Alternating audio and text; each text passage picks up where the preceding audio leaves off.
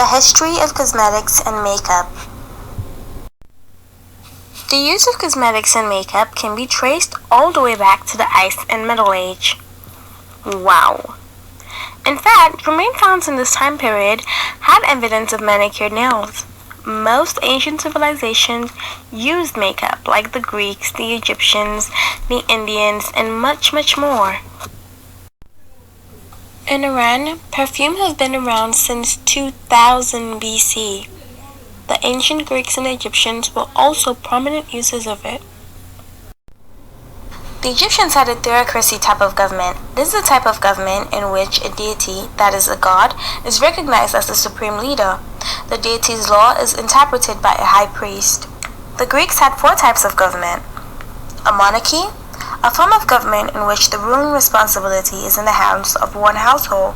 A tyranny, a form of government in which the ruling power is in the hands of an individual that has taken it by force.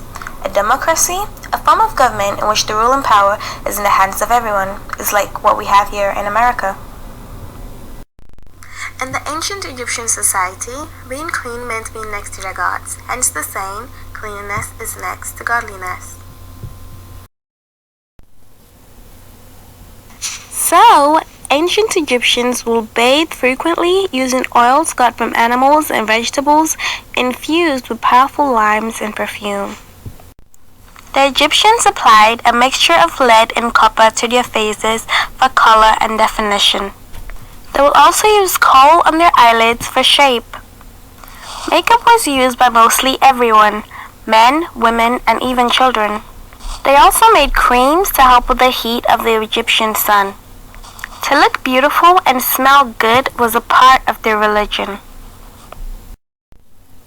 Evidence of the use of cosmetics and makeup in ancient time has also been found in China. The Chinese were really creative. They used beeswax, gum, eggs, and other to create polish for their fingernails. They also had rich scented perfumes in their home, clothes, paper, and things they use in everyday life. The ancient Greeks were also a civilization that was really developed.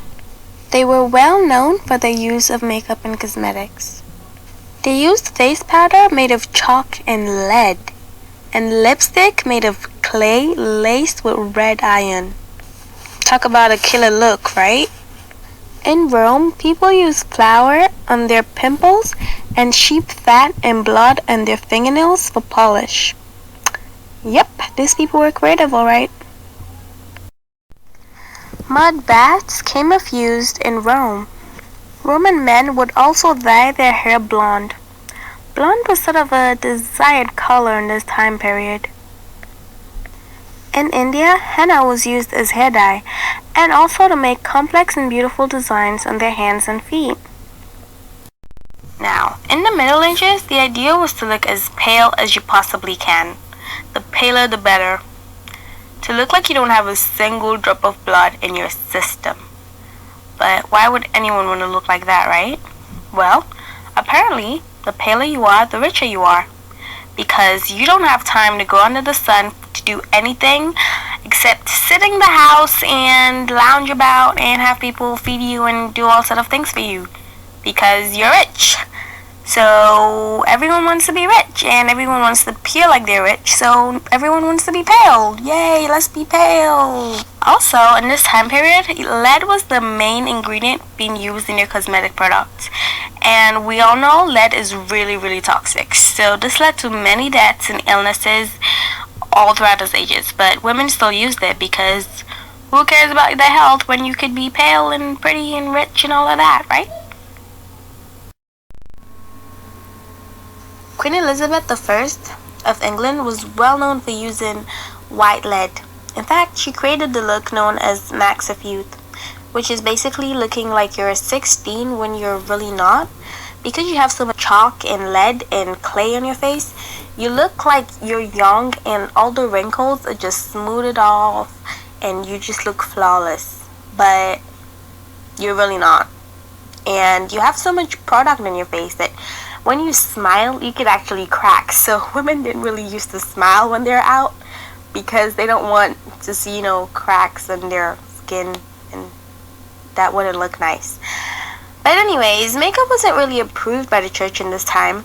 It was kind of frowned upon because it was associated with like prostitutes and actors, which most people actually think were the same. Most governments in the Middle Ages had a monarchy. As I mentioned earlier, this is a type of government where the responsibility of ruling is in the hands of a single household, like in England where they have the royal family.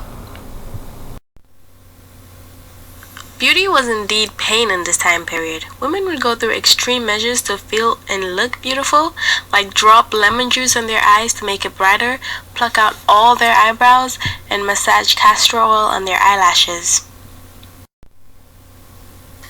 Here's a little beauty tip if you were to ever find yourself in the Middle Ages. To diminish the look of wrinkles, you'll need 1 ounce of white wax, 2 ounces of lily bulbs, 2 ounces of honey, and 2 roses. Use this twice a day, that should do the trick. Makeup and cosmetics were not only used by women, men were also well known for using it. In the 19th and 20th century, people finally got the idea that using lead in facial powder was harmful for you and it could kill you. So they replaced it with zinc, finally. In the early 1900s, women made their own mascara by adding beads of wax to the tip of their eyelashes. However, the first mascara was formulated by T.L. Williams. It was named Mabel, after his sister. Lipstick was invented in 1915.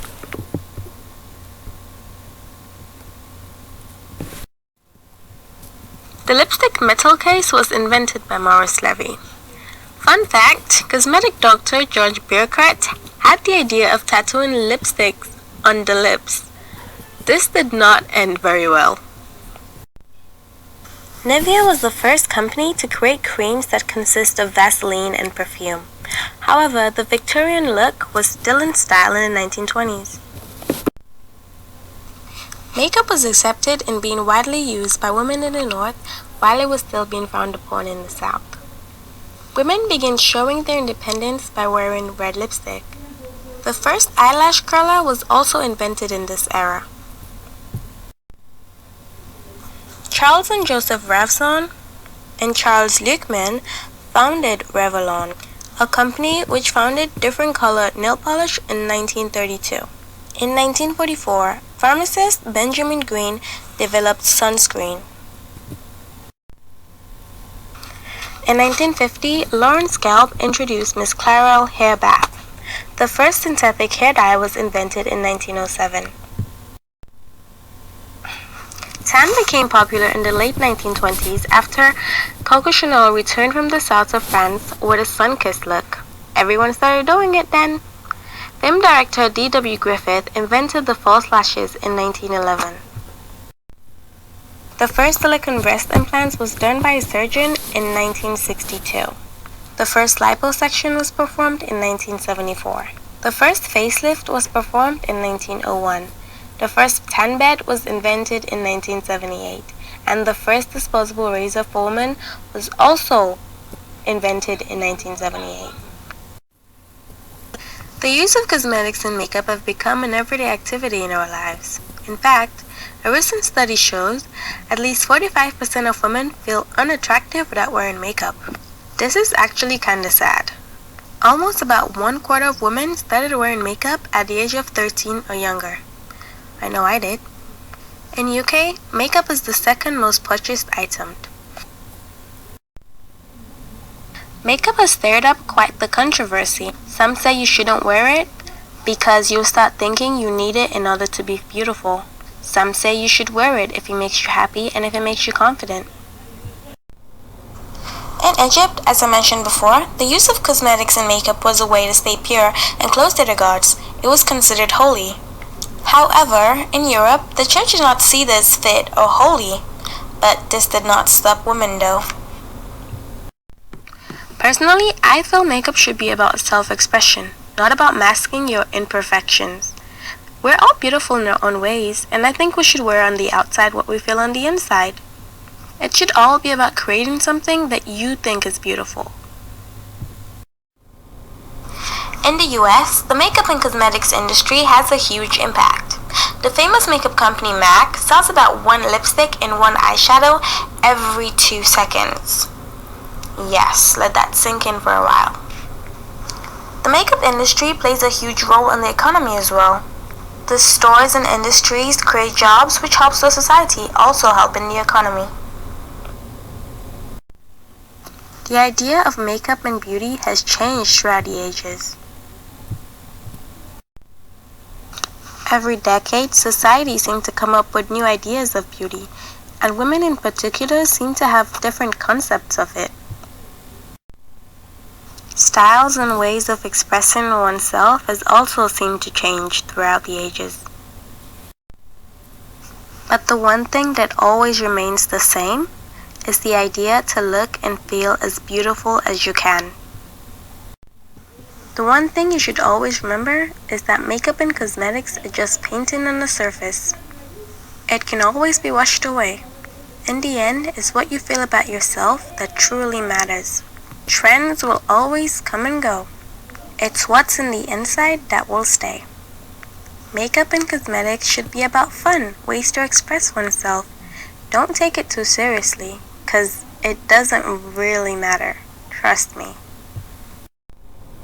If you want to look into more of this and where I got my sources from, this here is my website.